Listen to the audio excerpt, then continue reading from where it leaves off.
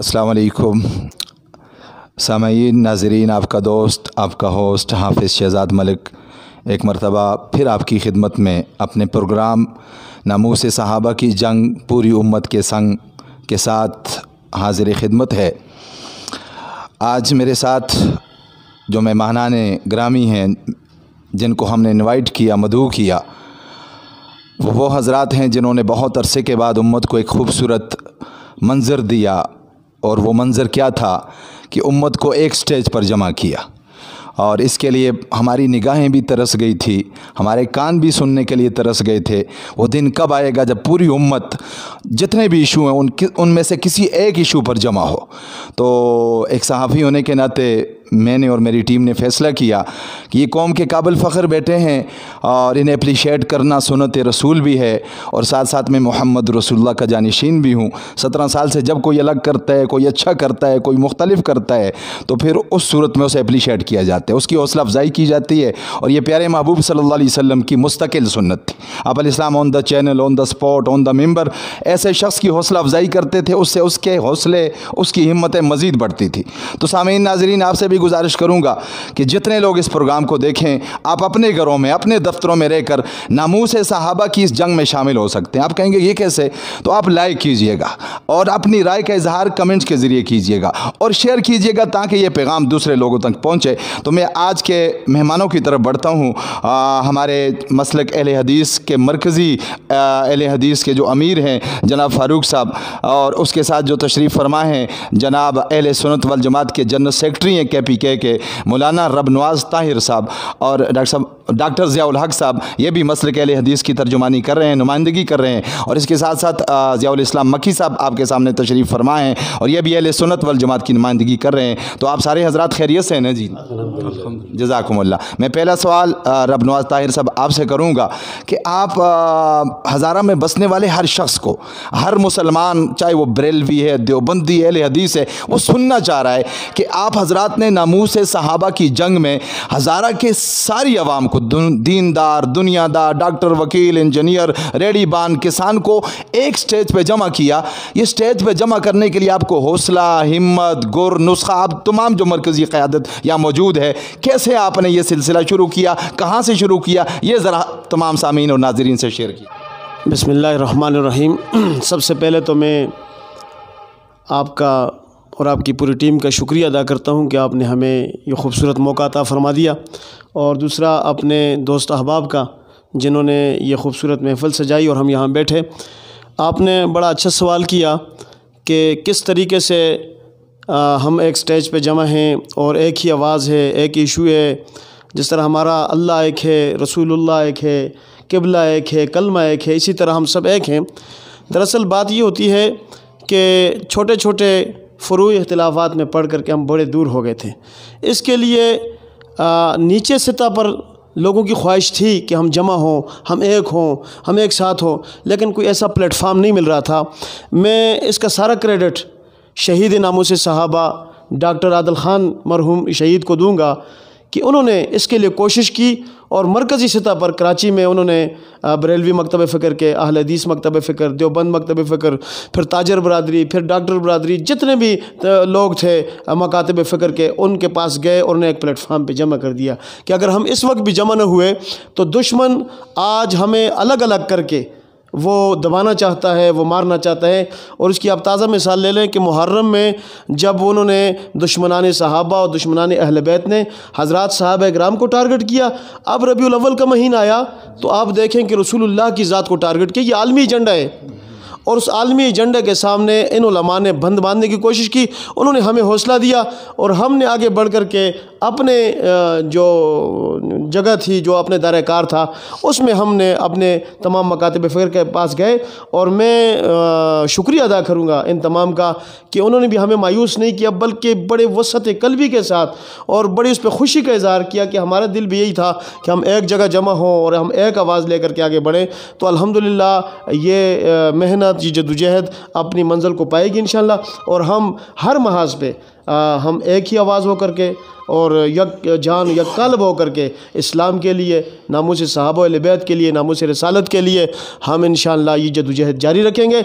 और आपने जिस तरह बात की कि यहाँ मानसरा में जो हमने एक स्टेज पे, उसमें आप ये भी देखें कि सियासी जो लोग कोई हुकूमत के हैं, कोई अपोजिशन के हैं, वो भी वहाँ जमा थे। वहाँ ताजर बरदरी भी थी, वहाँ सहाफ़ी बरदरी भी थी, वहाँ यानी हर ज़िंदगी का, हर शोबा है ज़िंदगी के लोगों को हमने दावत दी थी। और अब मुस्तक़बिल में भी हमारा इंशाअल्लाह ये ख्याल है कि हम इस पूरी टीम के साथ हम आगे बढ़ें और जो भी जनरल इशू हो उसमें हम मुत्तहिद नज़र आएँ।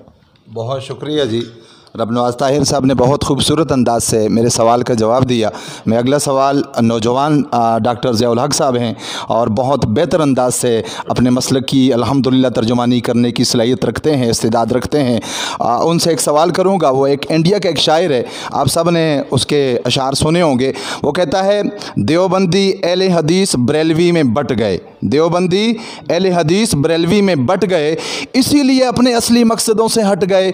और फिर अगला शेर उसका बड़ा ज़बरदस्त है, कहते हैं अपनी अपनी मस्जिद है, अपने अपने पीर हैं, तरकशों में जंग खाए सारे टूटे तीर हैं। और आगे क्या कह रहा है? आगे कह रहा है कि सैकड़ों खुदा वाले एक जगह खड़े हैं, सैकड़ों खुदा वाले एक जगह खड़े हैं, पर एक खुदा वाले सारे बिखरे पड़े हैं। मैं ज़ियाउल हक़ साहब आपके पास सवाल छोड़ता हूँ, दिल से कर रहा हूँ, आप भी दिल से जवाब देंगे।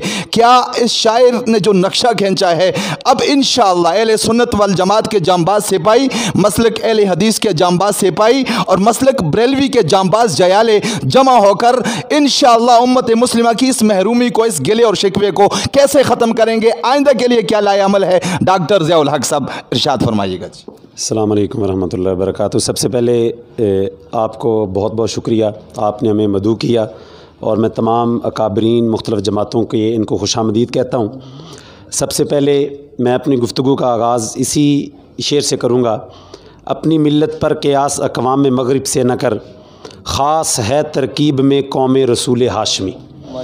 ये उम्मत एक उम्मत है। नबी करीम सल्लल्लाहु अलैहि वसल्लम ने फ़रमाया, मेरी उम्मत की मिसाल एक जिस्म की तरह है। अगर जिस्म के एक हिस्से को तकलीफ़ हो तो खामखा दूसरे हिस्से को तकलीफ़ होगी। अब ये हो नहीं सकता कि इंसान की टांग में तकलीफ़ हो और इंसान का सारा जिस्म कांप ना जाए। तो जहाँ पर भी पूरी दुनिया में मुसलमानों को तकलीफ़ होगी, ये उम्मत एक होगी, एक है और इंशाअल्लाह एक ही रहेगी।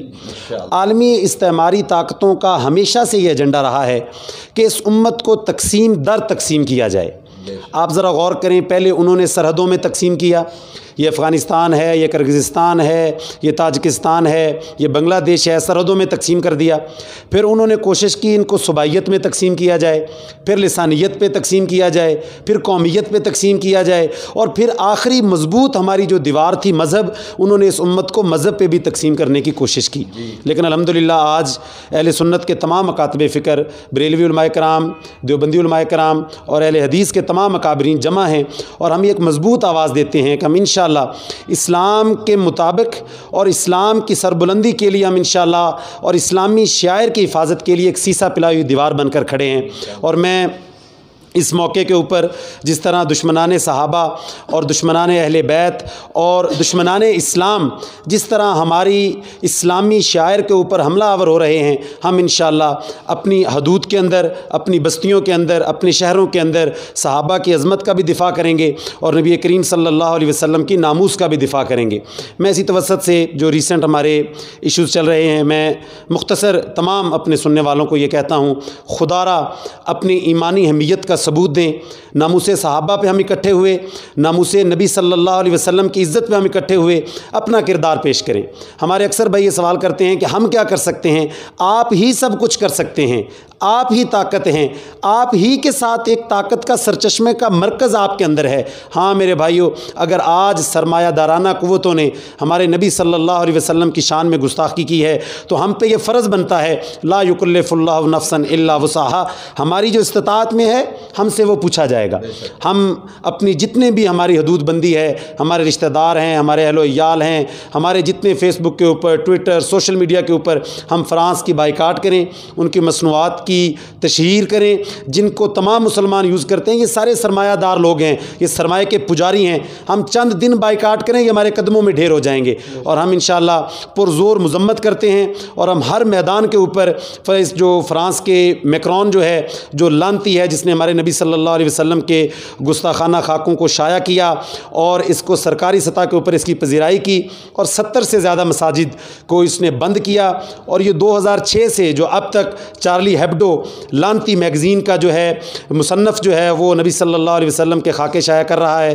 ہم انشاءاللہ اپنی استطاعت کے ساتھ، اپنی قوت کے ساتھ انشاءاللہ اس کا خاتمہ کریں گے، اور انشاءاللہ تعالی نبی صلی اللہ علیہ وسلم کے ناموس کی حفاظت کریں گے۔ سب بھائی فرانس کی پروڈکٹس کا ہم انشاءاللہ بعد میں بتائیں گے، اس کا بائیکاٹ کریں۔ اگر لو کے بسکٹ نہیں کھائیں گے تو مر نہیں جائیں گے، ٹوٹل کے پمپ سے پیٹرول نہیں ڈلوائیں گے، گاڑیاں پھر بھی انشاءاللہ چلیں گی، لیکن ہم انشاءاللہ اپنی دینی حمیت کا اظہار کریں گے۔ مر جائیں گے لیکن لو کا بسکٹ دوبارہ نہیں کھائیں گے۔ یہ میں سب بھائیوں سے انشاءاللہ تعاون کی درخواست کرتا ہوں، اور میں دوبارہ بھائی کی بہت حوصلہ افزائی کرتا ہوں، ان کا شکریہ ادا کرتا ہوں کہ انہوں نے ہماری آواز کو آپ تک پہنچایا۔ انشاءاللہ ہم ناموس صحابہ کے لیے بھی اہل سنت اکٹھی ہے، اور نبی صلی اللہ علیہ وسلم کی عزت اور عظمت کے دفاع کے لیے ہم ہر میدان میں انشاءاللہ اکٹھے کھڑے ہوں گے۔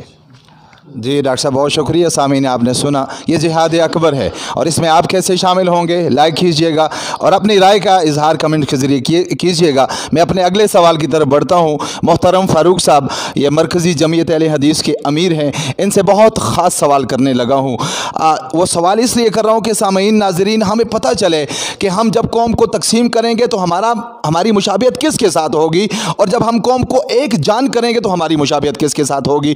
تو محترم فاروق صاحب آپ یہ عرض کیجئے گا کہ پوری دنیا کا کفر یہ بتائیے گا کہ اس کو سب سے زیادہ تکلیف کب ہوتی ہے؟ ہم معاشی طور پہ ترقی کریں، ہمارے پاس رقبے کے لحاظ سے ملک زیادہ آ جائے، ہمارا حکمران کوئی ایماندار آ جائے، اس کو اس سے تکلیف ہوتی ہے، یا اس کو اس سے تکلیف ہوتی ہے کہ ہم بکھرے رہیں؟ یہ بہت عام سوال ہے، اور آپ اپنی تجربے کی روشنی میں اس کا جواب ارشاد فرمائیے گا۔ بسم اللہ الرحمن الرحیم۔ آج لمحہ لمحہ دل کو جو مسرت ہوتی ہے وہ بیان نہیں کر سکتا۔ ہم ان لوگوں کے شکر ہیں جنہوں نے لیکن اس حرکت پر ہم بہت احتجاج کریں گے۔ ماحول جو ہمیں ملا ہے یہ اللہ رب العالمین کی خصوصی عنایت ہے۔ اب جو ہم بکھری ہوئے تھے ہم اکٹھے ہو گئے ہیں، اور یہ ہمارا اکٹھا ہونا باطل طاقتوں کے لیے سب سے زیادہ تکلیف دہ امر ہے۔ تو اللہ رب العالمین ہمیں اسی طرح اکٹھا رکھے، اور اللہ رب العالمین ہمیں سب کو اس طرح جنت الفردوس میں مقام عطا فرمائے۔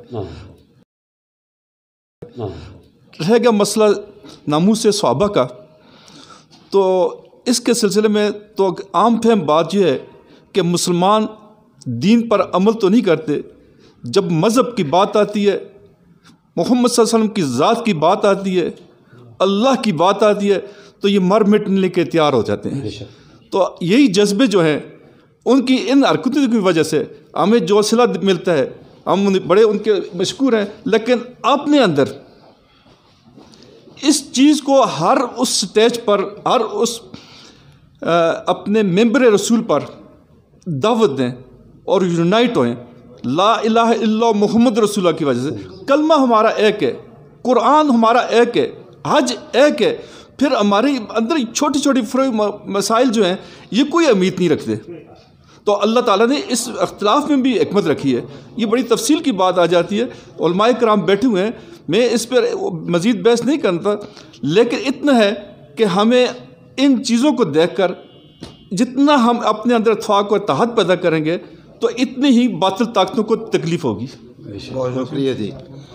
محترم فاروق صاحب جو مرکزی اہل حدیث کے امیر ہیں، انہوں نے بہت خوبصورت بات فرمائی، اور انہوں نے اپنے انداز میں ایک بات ہمیں سمجھا دی سامعین ناظرین کہ کب تک ہم زوات دوات پہ لڑیں گے، کب تک ہم امین بالجہر پہ لڑیں گے، کب تک ہم سبق اونچا پڑھیں آہستہ پڑھیں، ذکر اونچا پڑھیں آہستہ کریں۔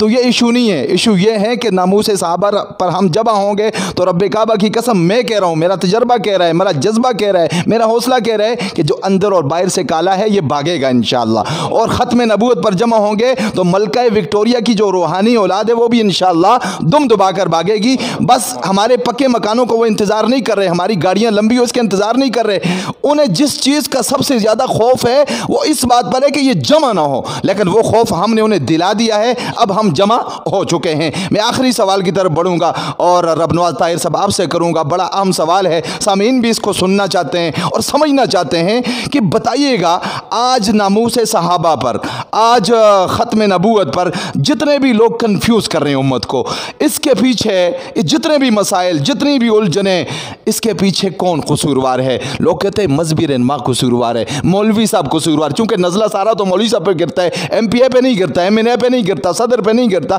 وہ کہتے ہیں یہ مذہبی ٹولے نے، مذہبی جماعت نے ہمیں تقسیم در تقسیم کر دیا۔ تو رب نواز طاہر صاحب آپ اپنے تجربے کی روشنی میں ہمیں بتائیے گا کہ اس کا بڑا قصوروار کون ہے جس نے آج تک محمد رسول اللہ صلی اللہ علیہ وسلم کی ختم نبوت کو دنیا سے منوا نہیں سکا؟ تو اس کا میرے نزدیک تو میں نہیں عرض کروں گا، آپ عرض کر دیجئے گا کون قصوروار ہے؟ جی بسم اللہ الرحمن الرحیم، بڑے ہی خوبصورت آپ نے سوال کیا ہے اور اس کی تو بڑی تفصیل ہے۔ میں کوشش کروں گا کہ مختصر وقت میں آپ کے سوال کا جواب دوں۔ اس سے پہلے چونکہ ہمارے محترم فاروق صاحب نے بڑی خوبصورت باتیں کی، میں اس سوال کے جواب سے پہلے ایک وضاحت اور کرنا چاہتا ہوں۔ یہ جو ہمارے چھوٹے چھوٹے اختلافات ہیں اس کو اختلافات نہ سمجھیں، یہ تو ہم بھائی ہیں اور بھائیوں کا گھر کا اختلاف ہے، لیکن ہم کبھی بھی عالمی استعمار کو، کفر کو اس کی اجازت نہیں دیتے کہ وہ ہمارے اس اپنے گھر کے بھائیوں کے اختلاف میں باہر والا آدمی آ کر کے یہ ہماری آپس کی بات ہے، یہ ہمارے آپس کی خوبصورتی ہے،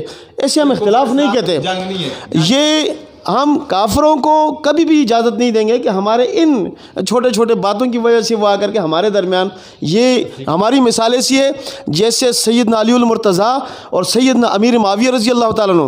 اب غلط فہمی تھی، جنگ نہیں تھی، کیونکہ قرآن کہتے ہیں رحماء بینہم، ہم قرآن کو، اس تاریخ کو ہم دیوار پہ مار دیں گے، جوتے کی نوک سے اڑا دیں گے جو قرآن سے ٹکرائے گا۔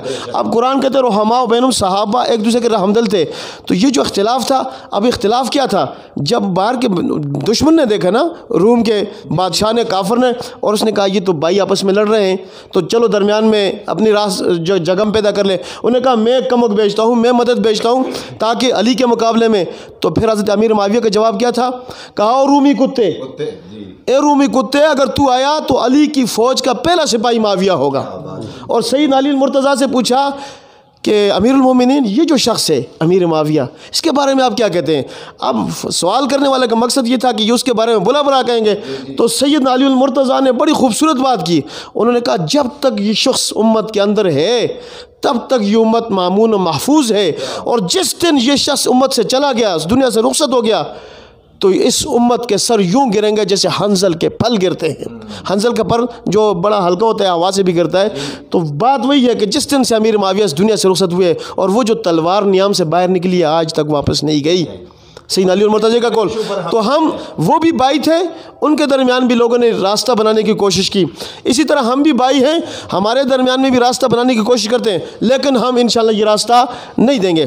اگلی جو بات آپ نے کی کہ اس کا قصوروار کون ہے، دیکھیں آج ہمارا وزیر اعظم سے لے کر نیچے تک ایجنسیوں کے جتنے بھی اہلکار ہیں وہ ایک بات کرتے ہیں کہ ملک پاکستان میں یہ جو فرقہ واریت کا معاملہ ہے، یہ جو ناموس صحابہ اور ناموس اہل بیت اور ناموس رسالت کا معاملہ ہے، ختم نبوت پہ حملے ہیں، اس پہ جو ہے ہمارا انڈیا ملوث ہے، ہمارا ایران ملوث ہے، عالمی ایجنسیز ملوث ہے۔ میں کہتا ہوں کہ ہمارے وزیر اعظم کی بات بھی ٹھیک ہے، ہماری ایجنسیز کی بات بھی ٹھیک ہے کہ اس میں ایران ملوث ہے، اس میں انڈیا ملوث ہے، اس میں را ملوث ہے، اس میں امریکہ کی جو ہے ایجنسیز ملوث ہے، لیکن بات یہ ہے کہ یہاں ان ایجنسیوں کے اہلکار کون بنتے ہیں؟ کیا اہل سنت والجماعت کا کوئی طبقہ وہ اہلکار بنائے؟ آپ نے دیوبندیوں کو دیکھا ہے کہ انہوں نے کسی کی توہین کی؟ آپ نے اہل حدیث کو دیکھا ہے کہ انہوں نے کسی مکتب فکر کے مقدسات کی توہین کی ہو؟ آپ نے بریلویوں کو دیکھا ہے کہ انہوں نے کسی جو ہے مقدسات کی توہین کی ہو؟ ایجنسیوں کے اعلیٰ کار یا قادیانیت بنی ہے یا رافضیت بنی ہے۔ یہ دو طبقے اداکار بنے ہیں، سازش ان کی صحیح، لیکن اداکار پاکستان میں دیکھیں ابھی گستاخی کس نے کی؟ ختم نبوت کی گستاخی ہمیشہ قادیانی لابی کرتی ہے، وہ آ کر کے یہاں پہ وہ ماحول پیدا کرتی ہے۔ اسی طرح ناموس صحابہ و اہل بیت کے حوالے سے ہمیشہ رافضیت، ایران اس کے پیچھے ہے، اور وہ یہاں پہ آ کر کے یہ معاملات کرتے ہیں۔ تو یہاں پہ گستاخی اسلام آباد میں ہوئی، کون ہے؟ کیا وہ امریکہ کا کوئی اہلکار ہے؟ اسے سب لوگ جانتے ہیں۔ جس نے کراچی میں نماز کے اندر ناموس صحابہ پہ حملہ کیا وہ کون ہے؟ کیا وہ امریکہ کا آدمی ہے؟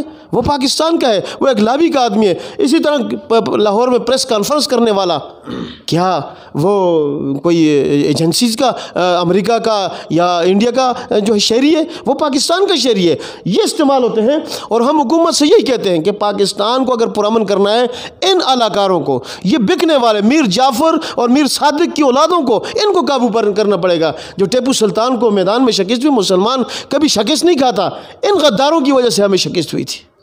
آج بھی یہ غدار ہمارے آستین کے سانپ ہمارے اندر موجود ہے، انہیں پہچاننا ہوگا، ان کے لیے قانون سازی کرنی پڑے گی، اور یہ امت ایک ہے اس معاملے میں۔ میں آپ کا چونکہ سوال کا جواب بہت زیادہ لمبا ہو گیا، میں یہی کہوں گا کہ یہ دو طبقے یہاں استعمال ہوتے ہیں، اور باقی باہر کی حکومت کی بھی آتی ہے، ہماری ایجنسی ذمہ داری ہے۔ وہ یہ تو ہیں کہ جی یہاں جو ہے داخل ہو چکے ویگو ہیں، ان کے انٹرنیٹ ہے، وہ ہیں اتنے بھائی اتنی چیزیں آپ نے گن لی، آپ داری بنتی ہے کہ آپ انہیں روکے بھی۔ اب وہ جا کر کے اپنی ہدف خانہ بناتے ہیں، اور حکومتی نمائندے پہلے سے خبردار کیا تھا، سب خبردار کرنے کے لیے بیٹھے ہیں۔ کیا ہے وہ کوئی صرف اطلاعات کا کوئی وہ ہے، ایک جو شعبہ ہے آپ کا، آپ حکومت میں بیٹھے، آپ کو روکنا آپ کا، تو آپ روکیں۔ آج پشاور میں دیکھیں بہت بڑا ثانیہ ہوا، کیسے ہوا؟ اور پھر میں میڈیا پہ بیٹھا ہوا ہوں، لیکن میں الیکٹرانک میڈیا کے دوہرے معیار پہ، اس کے کردار پہ تھو کرتا ہوں کہ آج آرمی پہ، پبلک سکول پہ حملہ ہوا تو پورا دن نہیں، پورا مہینہ، پورا سال پھر اس پہ گانے اور ترانے بجے، لیکن آج مدارس کے لوگ شہید ہوئے، قرآن کے چھیتڑے اڑائے گئے، ننھے معصوم بچوں کی آنکھیں کھلی رہ گئیں، لیکن ہمارا میڈیا اس پہ خاموش ہے۔ یہ دوہرا کردار جو ہے یہ معاشرے کو تقسیم کرتا ہے، یہ لبرل اور بھی جو ہے طبقے کو ایک دوسرے سے دور کرتا ہے۔ مسلمان ایک ہے، جیسے آج ہم یہاں ایک بیٹھے ہیں، ہم کہتے ہیں میڈیا والوں سے، ہم کہتے ہیں حکومت والوں سے کہ آپ نے اس امت کو ایک کرنا ہے۔ آج میں اس آپ کے پروگرام کی وساطت سے حکومت پاکستان، خاص کر اپنے وزیر اعظم سے کہوں گا، خان صاحب آپ نے ہمیشہ بیانات بڑے بے باک دیے ہیں، بیانات آپ اچھے کرتے ہیں، لیکن عملی کام بھی آپ بے باک کر لیں۔ فرانس کے سفیر کو پوری قوم کا مطالبہ ہے، پوری قوم کا متفقہ مطالبہ ہے، ہر مکتب فکر کا، کہ فرانس کے سفیر کو بلا کر کے احتجاج نہ کریں، اس کو بیگ اس کے ہاتھ میں دے کر کے اس کو روانہ کر دیں۔ ملک پاکستان میں اس کی جگہ نہیں ہے۔ فرانس کے سفارت خانے کو بند کر کے سفارتی تعلقات منقطع کیا جائے اور اس کے سفیر کو باہر بھیج دیا جائے، اور پشاور جو بم دھماکہ ہوا ہے اس کے ملزمان کو فی الفور گرفتار کر کے ان کے پیچھے جو بھی لابی ہے اسے بے نقاب کر کے، تاکہ یہ آگ آگے نہ بڑھے۔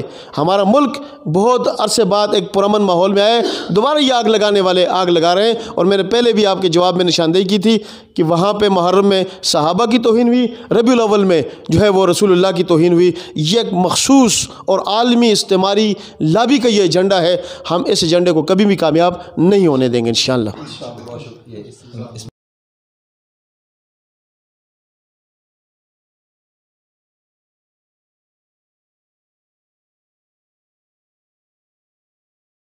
میں ہمارے بزرگ جو ہیں قاضی عامر صاحب بھی تشریف لا چکے ہیں، میں صرف آخر میں یہ گزارش اپنی طرف سے کرنا چاہتا ہوں کہ امام مالک رحمۃ اللہ علیہ نے فرمایا کہ جس امت کے نبی کی گستاخی ہو اور وہ امت اس کا بدلہ نہ لے سکے، اس امت کو زندہ رہنے کا حق ہی نہیں ہے۔ اور امام ابن تیمیہ رحمۃ اللہ علیہ فرماتے ہیں کہ ہم جب کسی قلعے کو فتح کرنے کے لیے جاتے تو وہ کئی مہینے فتح نہ ہوتا، 1 مہینہ 2 مہینہ ہم اس قلعے کا محاصرہ کر کے رکھتے لیکن فتح نہ ہوتا۔